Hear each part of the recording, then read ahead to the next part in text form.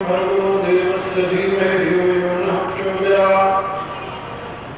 ॐ विश्वानिदेव सवितुर्दुरितारिपरासुरो यद्भद्रं तन्नयासुरो। ॐ यो श्रीरामचन्द्रस्य भगवान् अद्वैतपरमानन्दात्मा परब्रह्मो भगवस्य तस्मै नमो नमः। ॐ यस्मिन् सर्वं यतो सर्वं यः सर्वं सर्वतश्च यश्च सर्वं यो नित्यं तस्मै सर्वात्मने नमः। प्रणम्य शेषात् देवं मारुतिं करुणाकरं कर्पूरगीताव्याख्या भगवद्भावप्रकाशिनी। ॐ शांति शांति शांति। श्री राम जय जय राम।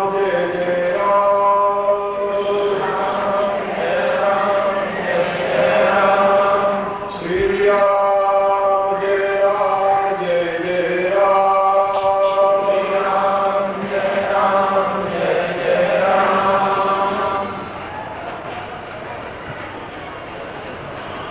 बराबर रूप में उपस्थित मेरे प्रिय आत्माओं, करुणा निधान भगवान श्री राम की करुणा आप सभी के लिए सदैव कल्याणकारी हो, यह मेरी आंतरिक शुभकामना बताई।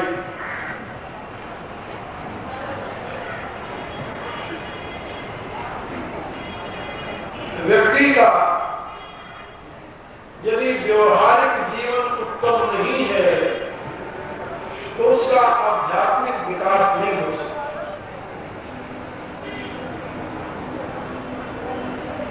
व्यक्ति के जीवन के दो पहलू हैं। एक उसका व्यक्तिगत जीवन है, दूसरा उसका सामाजिक जीवन है।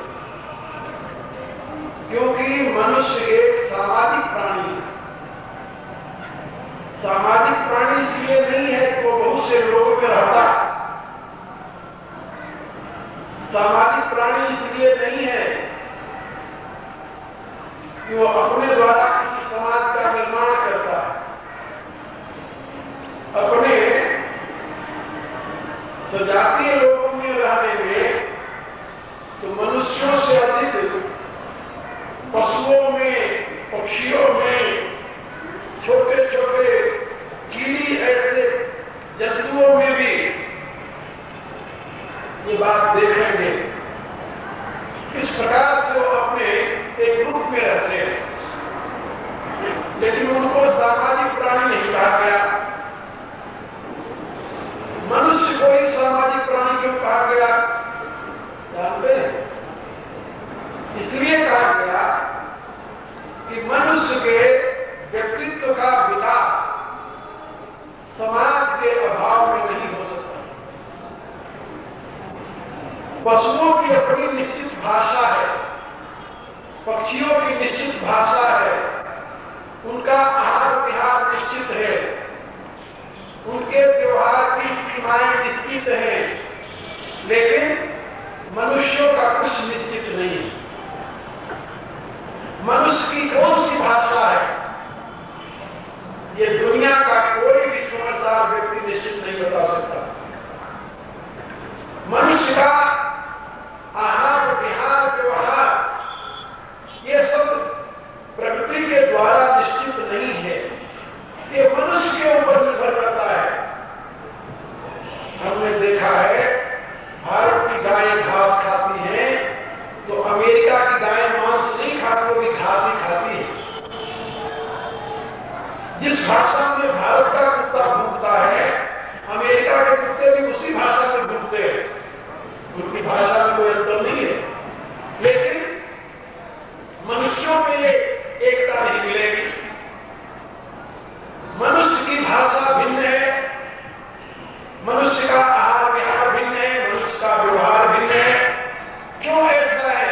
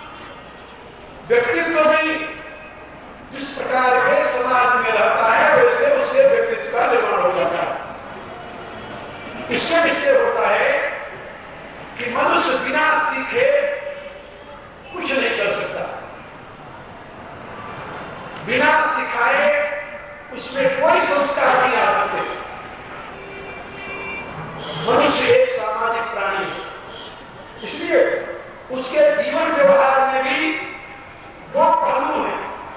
एक तो व्यक्तिगत जीवन का, उसका अपना, और दूसरा समाज के साथ व्यवहार का। समाज के साथ व्यवहार और व्यक्तिगत जीवन की व्यवस्था, इन दोनों को हमारे यहां धर्म शब्द से संबोधित किया गया है। धर्म बड़ा व्यापक अर्थ रखता है। व्यक्तिगत जीवन के विकास की विधा धर्म है और सामाजिक जीवन के जीने की प्रक्रिया का नाम भी धर्म है। हमारे यहां बहुत से ऐसे महापुरुष हुए जिन्होंने ईश्वर की सत्ता नहीं मानी, जैसे महात्मा बुद्ध के अनुयायी। बौद्ध लोग ईश्वर को नहीं मानते, जैसे वर्तमान महावीर के अनुयायी। जैन लोग ईश्वर को नहीं मानते, दार्शनिक दृष्टि में वहां ईश्वर की प्रतिष्ठा नहीं है, लेकिन ये सब धर्म को मानते हैं। ईश्वर के अभाव में भी धर्म को स्वीकार करते हैं। जहां पर जैन संप्रदाय में आत्मा की नित्यता को स्वीकार किया जाता है, वहां बौद्धों में आत्मा को भी नहीं मानते। बौद्धों में आत्मा की नित्यता भी नहीं मानी जाती। उनकी मान्यता है जैसे बत्ती, तेल और दीपक, इन तीनों के संयोग से दीपक की लौ प्रकाशित होती है, ऐसे शरीर रूपी दीपक या चित्त रूपी दीपक, वासना रूपी घृत और उसमें अहम रूपी बत्ती के मिलने से ये जीवन प्रकट हो जाता है। और जब ये तीनों अलग अलग हो जाते हैं, जीवन समाप्त हो जाता है। इसलिए बौद्ध धर्म में, बौद्ध सिद्धांत में जीवन का नाश हो जाना मोक्ष है, निर्वाण करते हैं उसे। जैन संप्रदाय में ऐसा नहीं मानते। जैन संप्रदाय में आत्मा की सत्ता मानते हैं, परमात्मा की सत्ता नहीं मानते। और आत्मा का प्रकृति के साथ जो सहयोग है, इससे अलग होकर केवल हो जाना, शुद्ध आत्मा हो जाना, एक केवली पद की प्राप्ति है, जिसको जीव कहते हैं जैन संप्रदाय। लेकिन यथार्थ जब युक्ति और तर्क का सहारा लिया जाए, वर्तमान के विज्ञान का सहारा लिया जाए, तो ये बात समझ में आ जाएगी कि बिना कारण के किसी भी कार्य की अभिव्यक्ति नहीं होती। और जो कुछ सीमित है वो कार्य है, कारण नहीं है। आपकी आत्मा सीमित है, आपकी बुद्धि भी सीमित है, इसलिए आपकी बुद्धि जो है एक कारण नहीं है, कार्य है किसी का। और आपकी आत्मा जो बुद्धि में प्रकाशित हो रही है, अहम रूप में स्थित हो रही है, ये भी स्वयं के कारण नहीं है, ये भी किसी का कार्य है। और सिद्धांत ये कहता है, theory of causation, according to theory of causation, cause are में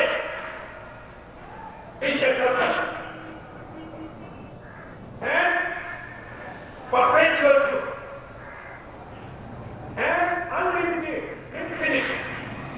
जो कारण है वो हमेशा अनंत होता है, वो सीमित नहीं हो सकता कभी। यदि सीमित है तो कार्य है, कारण नहीं है।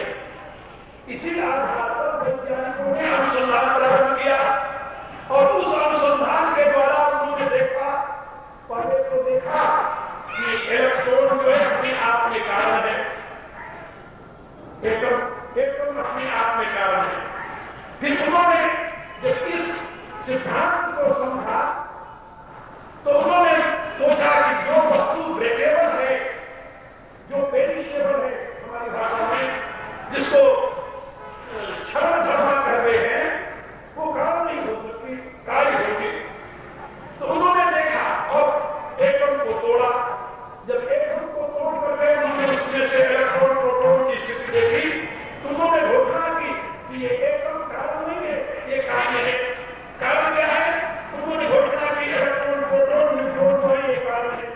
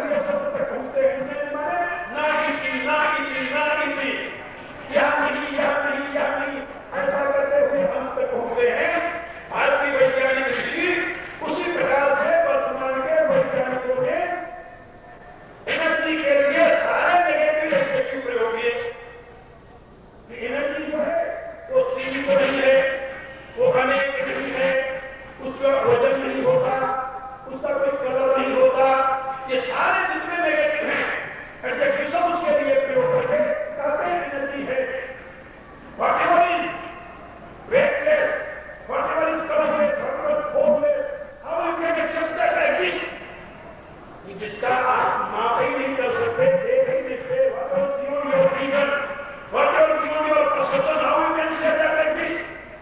आप कैसे कर सकते हैं? वो पदार्थ है जिसके विषय में आप देख नहीं सकते, जान नहीं सकते, समझ नहीं सकते। वैज्ञानिकों ने कहा कि हम उसको कह सकते हैं कि है। कैसे कह सकते हैं? आप केवल उस कार्य के नाते हम कर सकते हैं कि वो है, तो उसका कार्य हमें दिखाई दे रहा है। ये सांख्य की फिलॉसफी है, भारत का प्राचीनतम दर्शन है सांख्य। और सांख्य की यह फिलॉसफी है, सांख्य ने घोषणा की कि सृष्टि का पूर्ण कारण अव्यक्त है। अव्यक्त जो है वो अनंत है, अनंत जो है वो त्रिगुणात्मक है, जो त्रिगुणात्मक है वही इस सृष्टि के रूप में प्रकट हुआ है। इस बात को सांख्य ने कहा और इसी बात को वर्तमान का वैज्ञानिक कहता है। सांख्य शास्त्रियों ने बताया अव्यक्त एनर्जी जो है उसका कोई रूप नहीं है, कोई रंग नहीं है, कोई कलर नहीं है, कोई वेट नहीं है, बियॉन्ड विजन, बियॉन्ड परसेप्शन है। लेकिन वो अव्यक्त प्रकृति त्रिगुणात्मिका है। ऐसे आपका वैज्ञानिक कहता है कि वो जो एनर्जी है उसी से इलेक्ट्रॉन, प्रोटॉन, न्यूट्रॉन प्रकट होते हैं। अब वैज्ञानिकों की इस दृष्टिकोण को समझाने के लिए मैं आपको बता रहा हूं। वैज्ञानिकों से पूछा गया कि इलेक्ट्रॉन, प्रोटॉन, न्यूट्रॉन का काम क्या है? कहा इलेक्ट्रॉन तो गति करता है, गति करता है अपने आप। प्रोटॉन उसे आकर्षित करता है अपनी तरफ और न्यूट्रॉन जो उसको थामे हुए है। इसी प्रकार से तीनों गुणों की व्याख्या की गई कि सतोगुण में आकर्षण है, रजोगुण में विकर्षण है और तमोगुण में स्थिति है। प्रकाशक क्रिया भूतेन्द्रियात्मक व्याख्या दी। मैं कहने लगता है कि जो सांख्य के विद्वानों ने आज से हजारों वर्ष पहले विज्ञान दिया था भारतीयों को, वर्तमान का वैज्ञानिक खोजता हुआ उसी रास्ते पर आगे बढ़ता चला जा रहा है। और अब वो वहां से पहुंच गया है जहां की एनर्जी की स्वीकृति करती है। और एनर्जी जो है वो अव्यक्त प्रकृति का एक नाम है और उसी के आधार पर अब वैज्ञानिकों ने एनर्जी के दो भेद मानना शुरू किए। दो भेद, एनर्जी एक नहीं, वो कहते हैं एक material energy and other is psychic energy. Psychic energy में वो कहते हैं एक तो मटेरियल एनर्जी है जिससे जगत पैदा हुआ, जिससे सारा विश्व पैदा हुआ है, वो एनर्जी एक है। एनर्जी में कोई भेद नहीं है, लेकिन वही कौशल, सकल एंड ग्रोथ फॉर्म में अभिव्यक्त होती है। यही बात उपनिषदों ने बताई थी। उपनिषदों ने कहा था भेद अब और अन्य के रूप में प्रकृति प्रकट होती है। अब प्रकृति का जो अन्य रूप है वो सोलिड है, प्रकृति का जो दूसरा आपस रूप है वो लिक्विड है, और प्रकृति का जो पहला रूप है वो प्रकाश में है, वो गैसीय है। तो गैसीय, लिक्विड एंड सॉलिड आजकल के वैज्ञानिक कहते हैं, और प्रकाश, क्रिया और स्थिति ये दार्शनिक कहते हैं। इतना ही नहीं, मैं आप क्या बताऊं, मैं तो पश्चिम के विद्वानों से कहता हूं, वहां की यूनिवर्सिटियों में संदेश देते हुए कि जैसे जैसे विज्ञान का विकास होगा वैसे वैसे तुम हिंदू धर्म के सिद्धांतों से परिचित होगे, वैसे वैसे वैदिक धर्म का प्रकाश होगा दुनिया में और तुम सत्य को समझ पाओगे। और तुम्हें अनुभव होगा कि भारतीय ऋषि इतनी ऊंची अवस्था में पहुंचे हुए थे और सृष्टि के प्रत्येक पदार्थों का उन्होंने किस प्रकार से अनुसंधान किया था और उस सत्य की प्रतिष्ठा किस रूप में की थी और किस रूप में उन्होंने घोषणा की थी।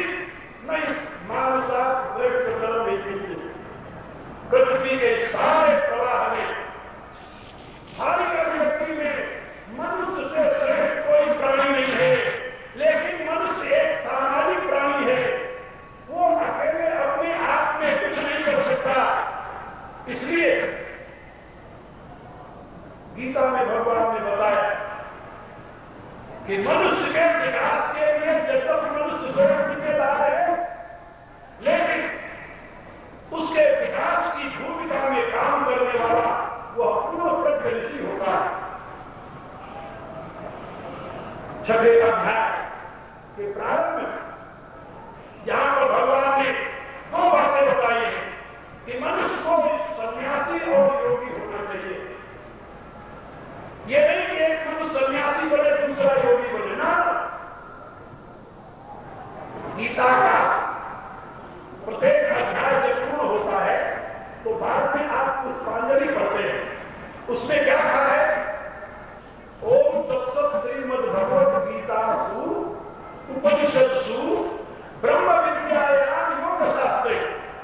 फिर आगे अध्याय का नाम होता है कठिनाई बात के नाम से। तो उसमें दो विषय बताए गए हैं, ब्रह्म विद्या और योग शास्त्र। ब्रह्म विद्या का बोध होने पर व्यक्ति सन्यासी बनता है और योग शास्त्र का बोध होने पर योगी बनता है।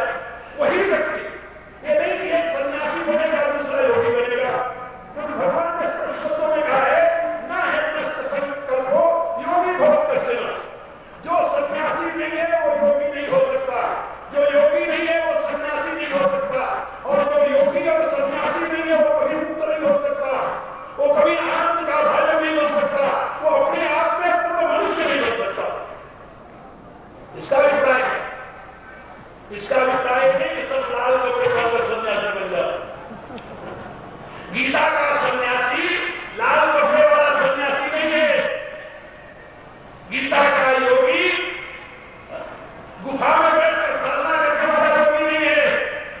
गीता किस योग और सन्यास की कथा सुनाती है, संदेश देती है, उपदेश देती है। वो प्रत्येक व्यक्ति के लिए, चाहे वो स्त्री हो चाहे पुरुष हो, उसके लिए ग्रहणीय है, अनुकरणीय है और अपने जीवन में प्रतिष्ठित करने के लिए। इसलिए मेरी ऐसी बात है, यदि गीतोक्त धर्म का भारत में प्रचार हुआ होता तो भारत मुट्ठी भर विदेशियों द्वारा कुचला न जाता, अपने गौरवमय इतिहास को मिट्टी में न मिलने देता, अपने शौर्य में वेदों में इतिहास को कायम का इतिहास न बनाता। लेकिन दुर्भाग्य ये, जैसा कि मैंने